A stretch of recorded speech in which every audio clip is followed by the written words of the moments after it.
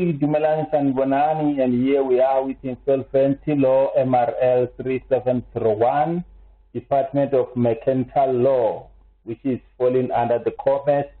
And today we have assignment which we have to deal with it, and we will only answer question number 1. So let's go straight and answer question number 1 without wasting any time.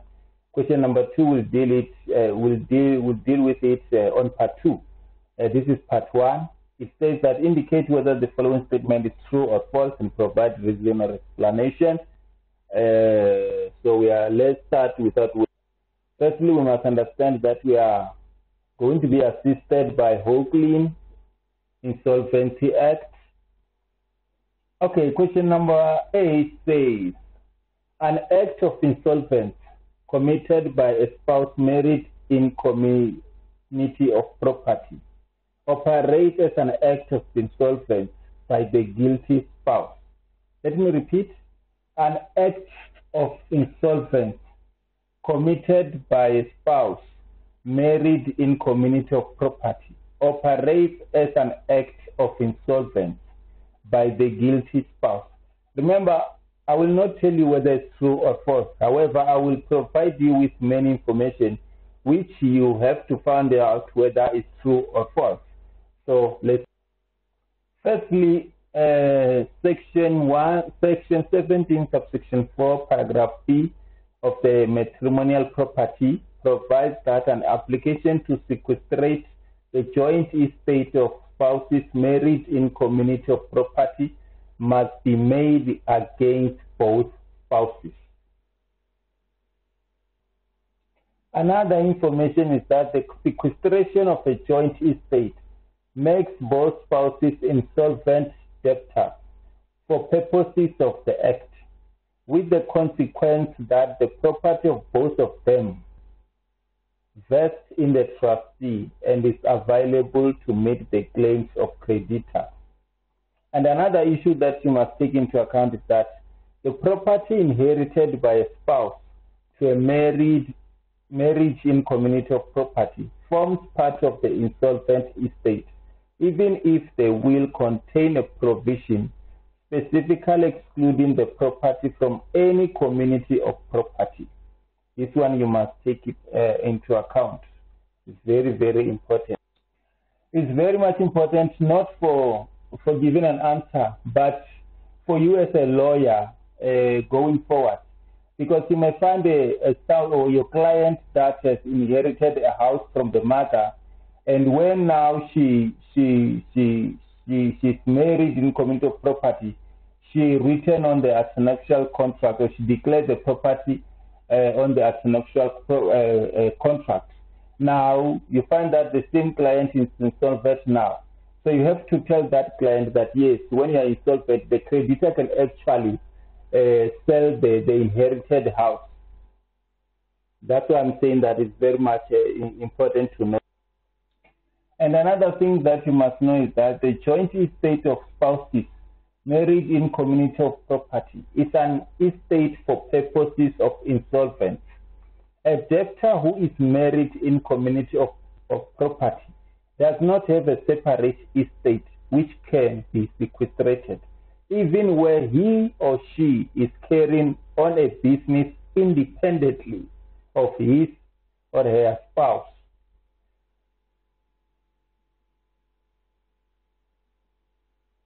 And it goes down by saying the spouses are both debtors, and on sequestration of their joint estate, they both become insolvent debtors for the purpose of the Act.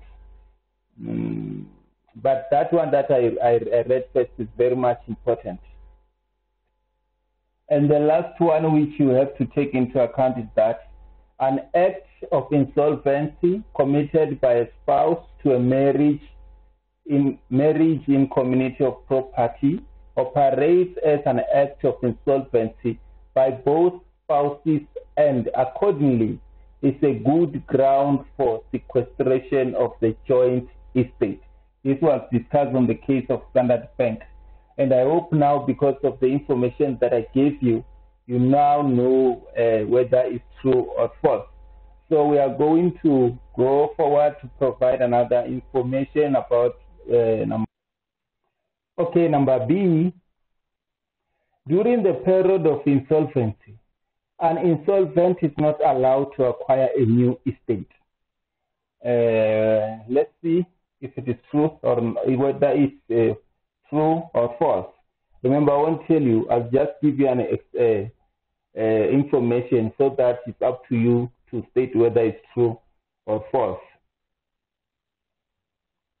According to Oakley, a debtor whose estate has been sequestrated may, during his insolvency, acquire a new estate under a title valid against his trustee.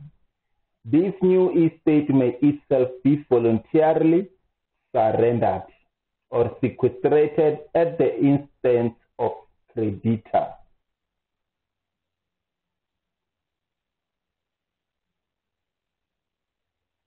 And here on the 5.5, we have the acquisition of a new estate during insolvency, and they have explained the procedures that should be followed. So now, given such an information, now you know it's true or false. Let's move forward to another. The insolvent may recover for his benefit any pension to which he may be entitled, as this forms part of property that does not fall into the insolvent estate. Before we answer this question, let me make it clear to you that pension does not fall under the property which must be sequestrated. Let me repeat: pension benefit doesn't fall from the property or the estate which must be sequestrated. So yeah, that's what I wanted you to know first. Then let's go to check whether the answer is true. Okay, according to Oakley, the insolvent may recover for his own benefit any pension to which he may be entitled for service rendered by him. There are a number of other statutory provisions protecting pension monies, of which the most important is Section 3 of the GPA, meaning General Pensions Act.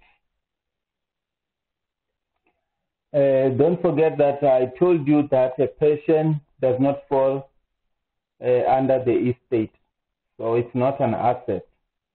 Let's go to number D. An insolvent who brings an action in the magistrate court is obliged by Rule 62, subsection 1, paragraph B of the MC court to give security for the cost of action if the defendant requested it. Well, on the Oakley, we have something which we call the security for cost. And it reads as follows: an insolvent who brings an action in the magistrate court is obliged to give security for the cost of the action if the defendant requests it. This was done by the Rule 62, subsection 1, paragraph B of the MC rule. And then it goes forward by saying, if the insolvent fails to give security when called upon by the defendant to do so, the latter may apply for the auction to be dismissed.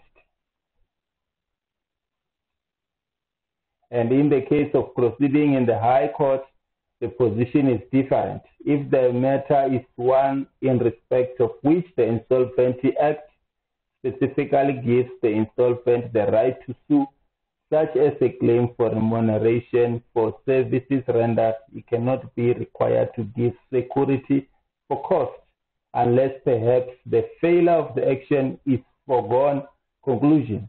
So they were giving the difference between what is done for the security for cost in magistrate court and in high court. And now, because we have read, you know now the difference between a magistrate court and high court in terms of the security for the cost. Okay, I hope that we have answered your question. It's up to you to determine whether it's true or false. Then let's go to question number 9. Last question, a debtor who has no assets and only liabilities can surrender his estate. Let's repeat, a debtor who has no assets and only liabilities can surrender his estate. So this guy doesn't have any assets to be sequestrated, and they're asking if only liabilities can surrender his estate. Okay, let's answer it. Let's look firstly here on what may be sequestrated, and we have the meaning of estate. They said an estate is usually conceived of as a collection of the assets and liabilities. But when they go further, it says, when it goes further, it says, but a debtor who has only liabilities may be regarded as having an estate for the sequestration purposes. And then we have here where they say, okay, said a logical result of the requirement that the debtor must own sufficient property to meet the cost of sequestration is that a debtor who has no assets and only liabilities cannot surrender his estate. Let me repeat, a debtor who has no assets and only liabilities cannot surrender his estate. This was discussed in the case of Ex parte Collins in 1927. Okay, they said that the court refused to grant an application for surrender because the debtor had only liabilities, in spite of the fact that the cost of sequestration has been guaranteed to the master. It should be noted, however, that an estate comprising only liabilities may be compulsorily sequestrated. I think this one is very clear, and now you know the answer, whether you pick true or false. Okay, I think this one is it's in the logical order, and it's very clear. So guys, that was it. We're dealing with true or false, and we provide an explanation. And I hope that I have provided many explanations, and now it's up to you whether it's true or it's false. But the way I have read it, I know that now you know whether it's true or false, because I've given you the proper explanation that you need. So guys, watch for part 2 when we'll be dealing with Jack and Peter. We are going to deal with it on part 2. Thank you guys very much for watching, and thank you for your time to listen and watch this video. Thanks.